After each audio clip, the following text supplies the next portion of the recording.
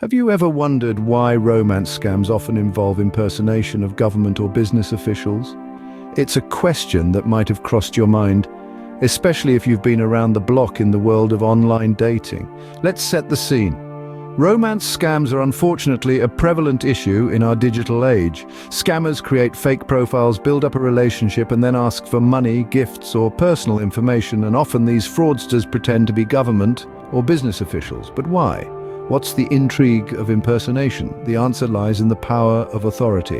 Authority is a potent persuasion tool that has been used since time immemorial. Think about it. We're more likely to follow instructions from someone we perceive as an authority figure, aren't we?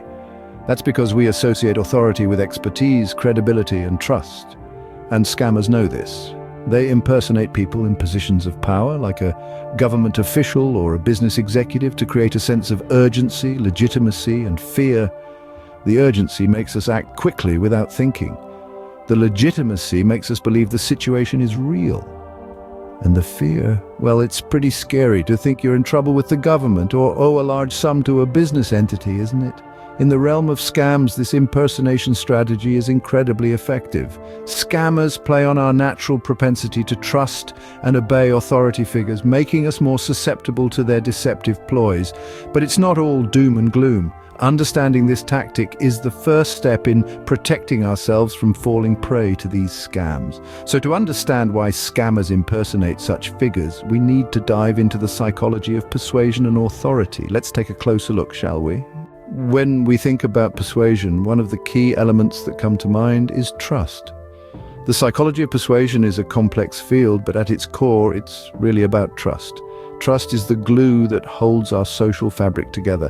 It's the reason why we believe the words of a friend, a family member, or an authority figure. It's also the reason why we are more likely to be persuaded by someone we trust. But what happens when this trust is exploited?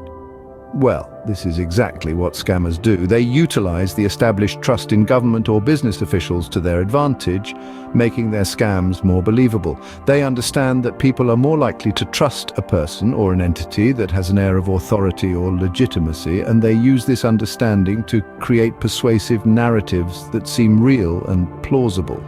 Think about it.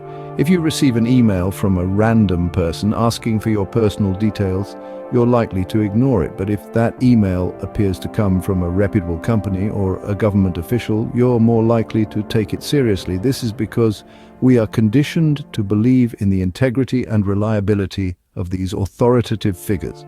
We are taught to respect and trust them. Scammers know this and they exploit it. They impersonate these trusted entities and use their perceived authority to persuade their victims. They create elaborate illusions, complete with official-looking documents and convincing narratives, all designed to exploit our trust in authority. So why do romance scams always involve government or business impersonation? Well, it's simple. These scams are more effective because they leverage the power of trust. They capitalize on our natural inclination to believe in authority, and they exploit this to their advantage. In essence, the impersonation of an authoritative figure creates an immediate sense of trust and credibility, making the scam more likely to succeed. Another crucial element in this scamming equation is the power of authority. Now, you might be wondering, what do we mean by the power of authority? Well, in the realm of psychology, authority refers to the power or right that allows someone to make decisions, to command, or to judge. It's a form of social influence that's deeply ingrained in us from an early age. We're taught to respect and obey those in positions of authority, be it teachers, parents, or law enforcement officials. This ingrained obedience isn't necessarily a bad thing. It's a fundamental part of how societies function. However, it can be manipulated, and that's precisely what scammers do. They leverage this ingrained respect for authority to their advantage. Imagine receiving an email from a government official or a business executive. The authority that these titles carry can be enough to make us lower our guard, to make us more susceptible to manipulation. It's a psychological trick that scammers use to their advantage. Now, you might be thinking, I would never fall for that. But remember, these scammers are skilled manipulators. They know how to make their impersonation seem legitimate. They may use official logos, language, or even fake identification to make their ruse seem more convincing. And it's not just about the impersonation. These scammers also create a sense of urgency. They might claim that you owe a large sum of money and that if you don't pay immediately, you'll face severe consequences. This tactic is designed to make you panic, to make you act without thinking.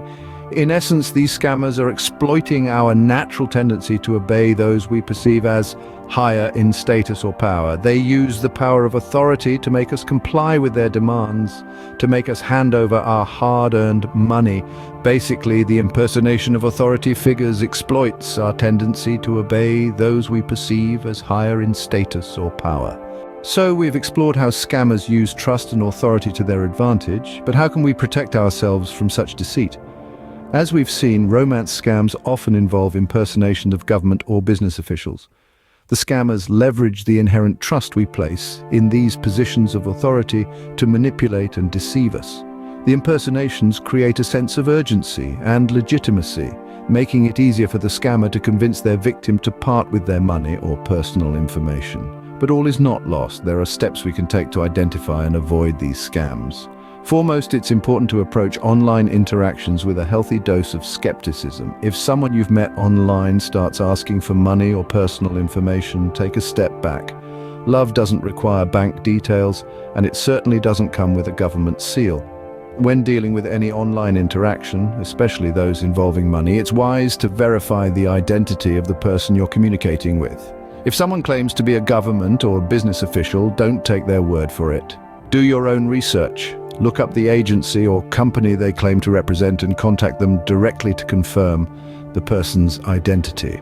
Also, be wary of requests for immediate payment, particularly if the person insists on a specific payment method, such as a wire transfer or gift cards. Legitimate government agencies and businesses will not rush you into making a payment and will typically accept multiple forms of payment. Lastly, don't be afraid to ask for help. If you're unsure or feel uncomfortable, reach out to someone you trust. Share the situation with them and get their perspective. Two sets of eyes are always better than one. Remember, knowledge is power. By understanding the tactics scammers use, we can better protect ourselves and our loved ones from falling victim to these deceptive practices. Thank you for watching Bear Dark Love. Subscribe and leave a comment below if you like these type of videos, and follow us on Instagram.